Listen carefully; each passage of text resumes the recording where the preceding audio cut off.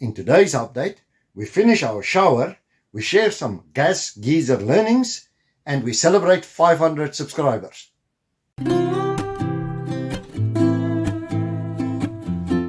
This is the first video of 2025, and I hope that this year you will be inspired to follow your dream and work towards making it a reality. We are Hein and Mienette, and here at the Going Gold homestead, we're building a tiny house on a farm in South Africa. Progress has been slow but steady, and in today's video we focus on the bathroom and specifically the completion of the shower. Being able to shower in the house, as opposed to our outside shower used for 10 months, is a milestone we truly appreciate. In the second half of the video, I share some of our experience and mistakes regarding our LPG water heater. These will be rectified, but it is not a high priority at the moment. But first, I'd like to celebrate all the subscribers we've gained over the last 2 years. When I started this channel, it was primarily meant to put video updates for friends and family so that they can keep in touch with what we're doing. As I'm recording this, we've just hit 500 subscribers, more than I ever thought possible.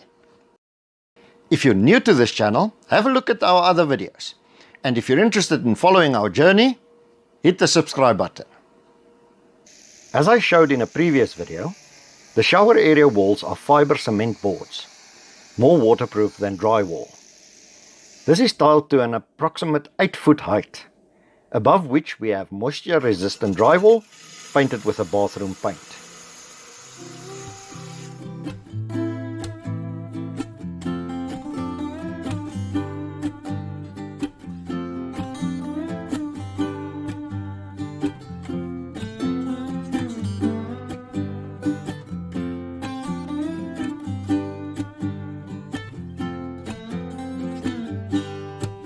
The shower itself is a 3-foot by 3-foot plastic tray.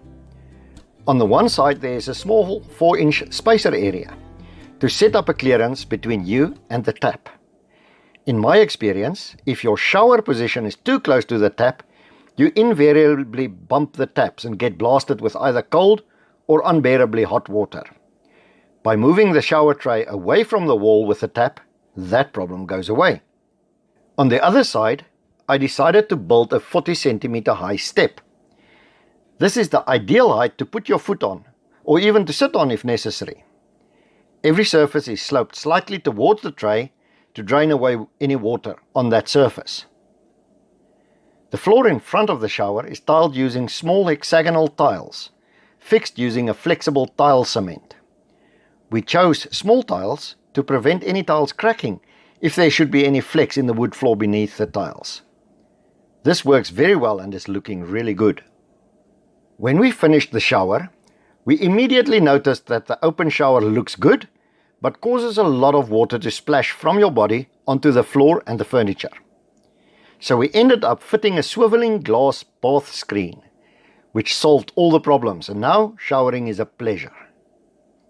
A swing-out towel rail from a popular Chinese online supplier finishes the shower.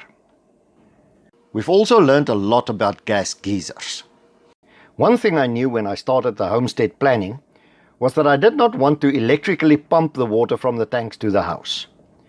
Previous experience led me to the decision to position our water tanks high above the house, so we have a constant 2.5 bar of water pressure through gravity feed. Back in the city before we moved, using a bucket, I measured our shower water flow to be approximately 7 liters per minute. That is the combination of hot and cold water from an electric geyser.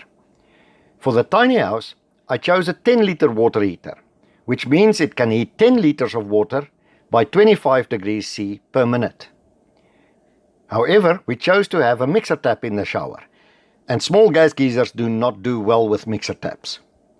If you have separate taps for hot and cold, this is not a problem. But for the average gas geyser, you need at least a 16-liter geyser to work properly with mixer taps. The second issue we encountered is that the supply water is not of a constant temperature.